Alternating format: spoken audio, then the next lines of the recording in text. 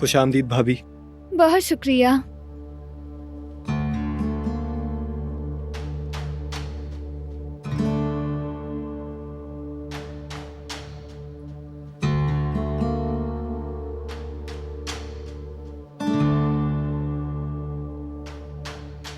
Foundation के इफ्तार में देर नहीं होनी चाहिए।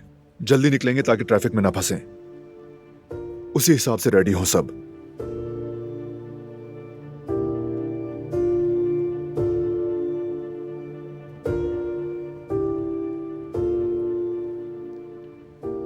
कदर आपा,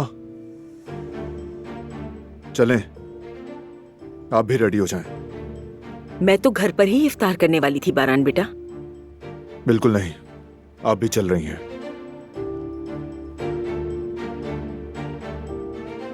मेरी तरफ से भी सलाम कह देना सबको।